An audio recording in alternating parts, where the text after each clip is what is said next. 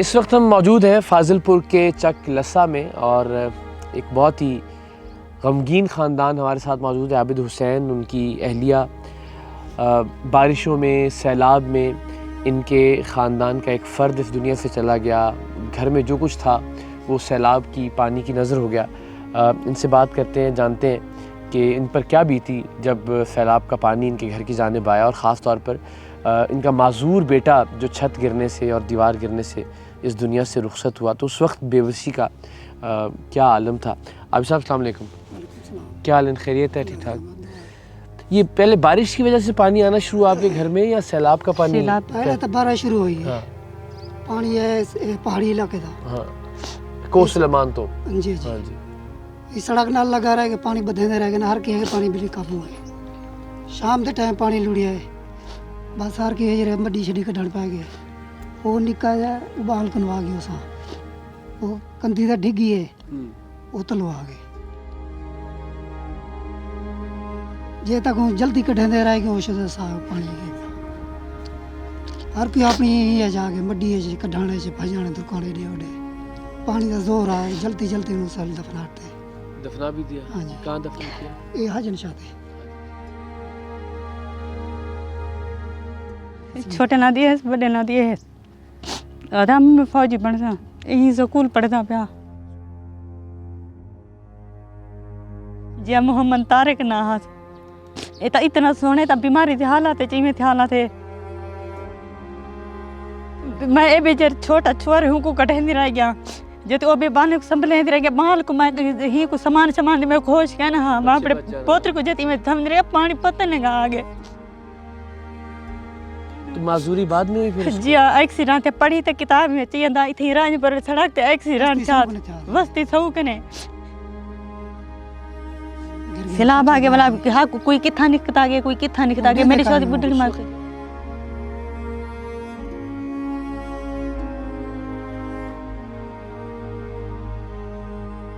में चमन पे पानी इतना दा भैया आगे, इतना पानी आगे जती ओ पे निकले दा बाने ओ पे को जती कटण पिया इतना पानी आगे जती ई में ता चमन पिया भाई ते में ढठिया में चंद रह गया खड्डा हुंदे चमन पिया ई में डूब गए तो सदा मजदूर ना कछे मांग संगता ना कछे डो डो ना डो पिया मैं तो मैदा मंगया कामे में अरमान का ना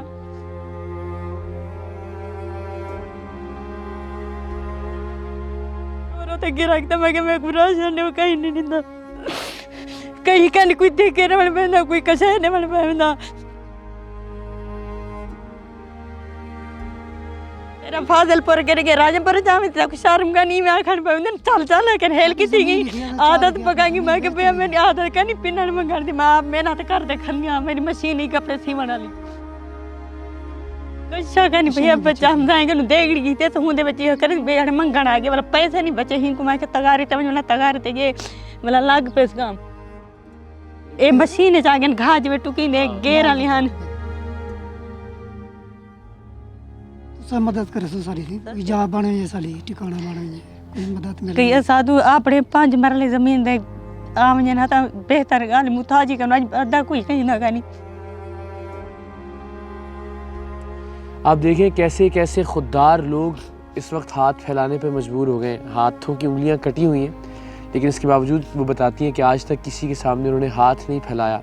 ख़ुद सिलाई करके, ख़ुद जिसको हम छाबियाँ कहते हैं वो रोटी रखने के लिए वो बना के अपने बच्चों के लिए कोशिश करती थीं। आबिद हुसैन साहब ख़ुद मेहनत मजदूरी करके रिज़्क़ हलाल कमाते थे, बच्चे का इलाज करवाने की कोशिश कर रहे थे।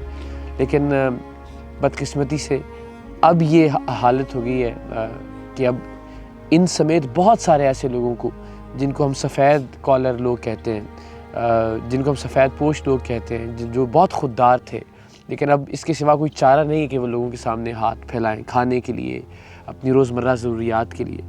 सो आप सबसे ये दरख्वास्त है दस्त बस्ता कि इससे पहले कि इन खुददार लोगों का हाथ फैले किसी के सामने, हम खुद इनकी दहलीज़ पर पहुँचें और कोशिश करें कि इनकी ज़रूरत पूरी हो सके। और वो उसी सूरत में मुमकिन है जब आप ह्यूमन अपील की मदद करें और हम इंशाल्लाह ह्यूमन अपील के तवस्सुत से इन जैसे खुददार लोगों की मदद के लिए इनकी दहलीज़ पर पहुंचकर कोशिश करें कि इनकी और इनके बच्चों की ज़रूरियात पूरी हो सकें। जाने वाले तो जा चुके, जिस तरह इनका माजूर बेटा पानी में सैलाबी रेले की नज़र हुआ, उसके ऊपर दीवार गिरी। आप सोचिए उस वक्त एक माँ पर क्या बीत रही होगी, उस वक्त एक बाप पर क्या बीत रही होगी। आज उसकी कब्र पर जब ये जाते होंगे तो क्या सोचते होंगे कि इसको बचाया जा सकता था। लेकिन कम से कम उस दुख को, उस गम को कुछ कम किया जा सकता है अगर बाकी बच्चों की तकालीफ़ को हम कुछ कम कर सकें, सब लोग मिलकर। सो आप सबसे दरख्वास्त है, प्लीज़ ह्यूमन अपील के हाथ मजबूत कीजिए।